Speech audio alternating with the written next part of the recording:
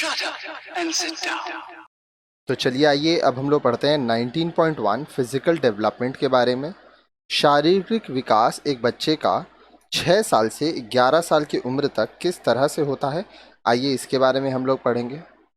You may have noticed that boys and girls gain height suddenly but at different ages. आपने देखा होगा कि लड़के और लड़कियां अचानक ही उनकी लंबाई बढ़ जाती है, लेकिन अलग अलग आयु में उनकी लंबाई बढ़ती है। From about 2.5 to 3 years to 10 years. Children, both boys and girls, gain about 5 to 7 centimeters in height and about 2 to 3 kg of weight every year. 2.5 से 3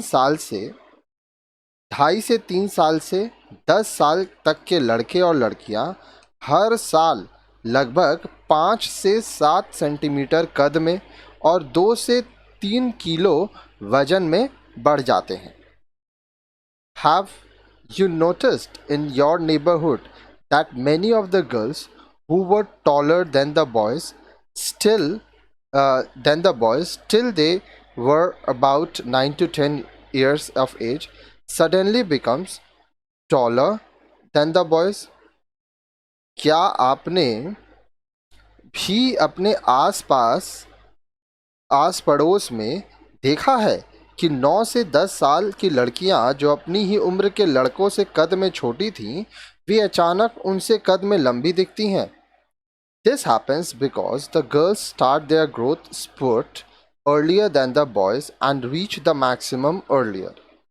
ये इसलिए होता है क्योंकि अब देखिए, लड़कियों में विकास लड़कों की तुलना में अधिक जल्दी होता है और शीघ्र ही वो अपने शीर्ष तक पहुंच जाते हैं, मतलब मैक्सिमम हाइट तक पहुंच जाती हैं।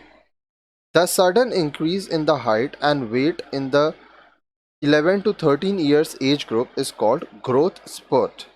11 से 13 साल के बीच कद और वजन का बढ़ना ही विकास वेग कहलाता है। अब देखिए, यहाँ पे आप जो देख पा रहे हैं वो है reference body weights and heights of children and adolescent according to NCHS।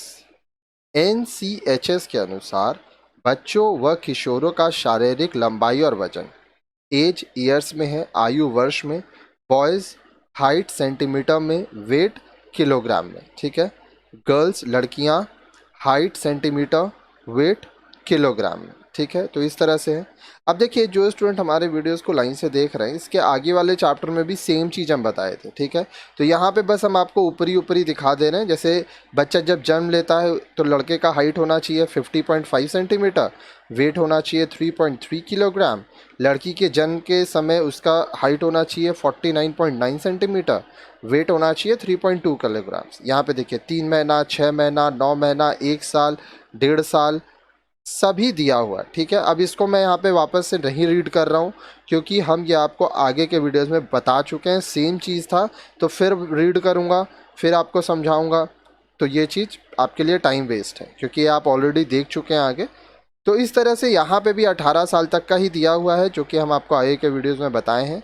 कुछ नया नहीं था इसीलिए हम लोग नहीं पढ़े। अब हम लोग आगे की तरफ देखते हैं।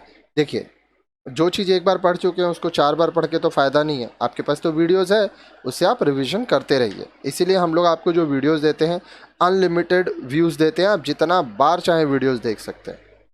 अब देखिए 19.1.1 change in the body proportion, शरीर के अनुपात में बदलाव।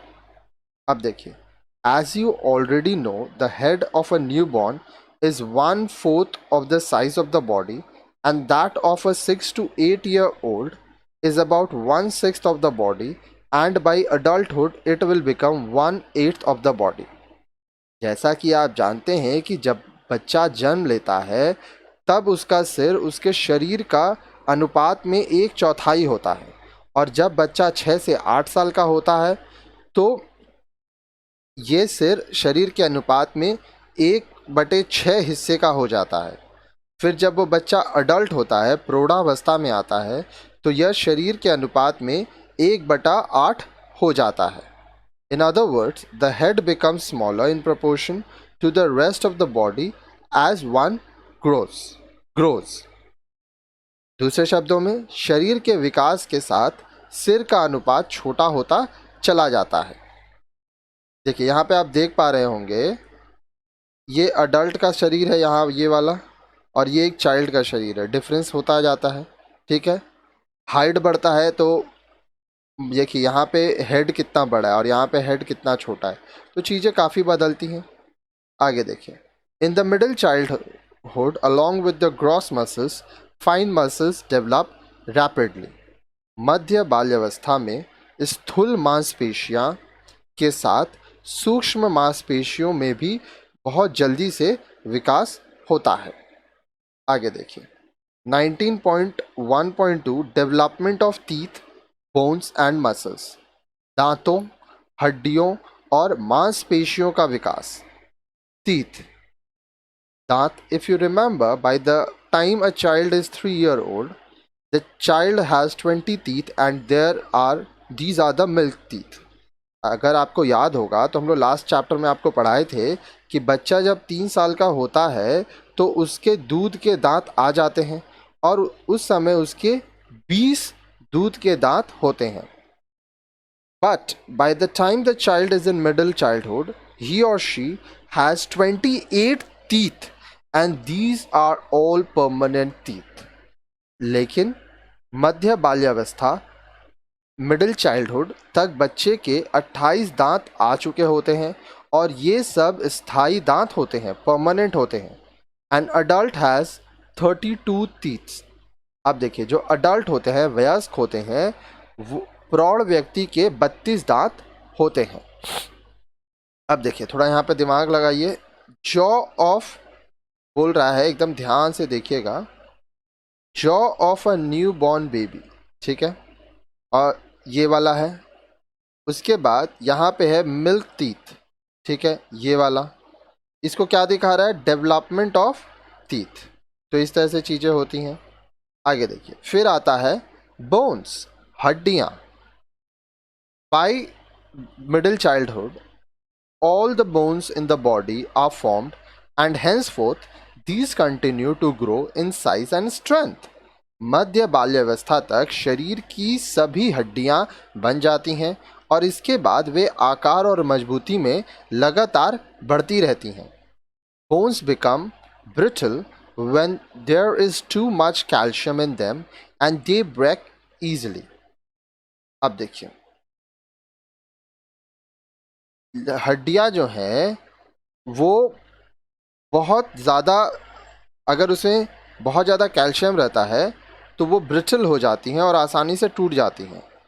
During middle childhood there is sufficient calcium in the bones to make them strong.